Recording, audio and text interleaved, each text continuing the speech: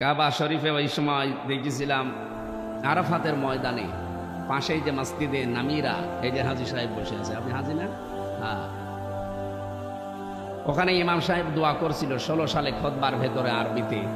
ওনার বাংলাটা এই যে, আল্লাহ শহীদ জিয়াউর রহমান, তার মাথার উপরে কুদরতের ছায়া তুমি দিয়ে রাখ।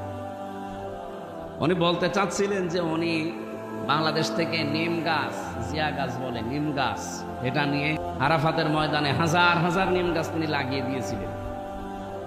পৃথিবীতে যত মানুষ হজ করতে যায়, আরাফাতের ময়দানে যাওয়া ছাড়া হজ হয় না, কারণ 3টা ফরজের একটা ফরজ ওখানে যাওয়া লাগবে। আর ওখানে যারা যায় 45 ডিগ্রি 50 ডিগ্রি সেলসিয়াস চলে, মাথা গরম হয়ে যাবে। একটু যদি ছায়া পাওয়া যায় মনে হচ্ছে দেখে জান্নাতে আছে। আমি নিজেও ছিলাম নিম গাছের ছায়ার নিচে। দোয়ার সারমর্ম হচ্ছে এই যে মানুষের মাথার উপরে এই রোদের ভেতরে যিনি ছায়ার ব্যবস্থা করে দিলেন, আল্লাহ তুমি তাকে কুদরতের ছায়া দিয়ে ধন্য করো। এই জন্য লোকটার নাম শুনলেই আপনি যে দেশে যান, আমি প্রায় এই যে স্বাধীনতার পর থেকে, মানে এই দ্বিতীয় স্বাধীনতা, বহু দেশ ঘুরলাম।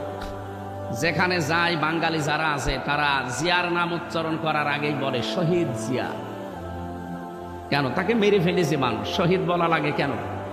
কাজকর্ম এমন কিছু দুনিয়ায় ছিল যার কাজকর্ম আমার আল্লাহর পছন্দ হয়েছে। সূরা আলে ইমরান 4 নম্বর পারা 6 নম্বর পৃষ্ঠা, এটা 15 নম্বর লাইনে আছে, 140 নম্বর আয়াতের মাঝের অংশে, ওয়ালিয়ালামাল্লাহুল্লাযীনা আমানু ওয়া ইয়াত্তাখিযা মিনকুম শুহাদা। আল্লাহ তাআলা বলেন তোমাদের ভেতরে কিছু মানুষকে আমি শাহাদতের মর্যাদা দিয়ে ধন্য করি। কাকে? যার প্র্যাকটিক্যাল লাইফ আমার ভালো লাগে, যার জীবনটা আমার পছন্দ হয়, আর যার ঈমান আছে।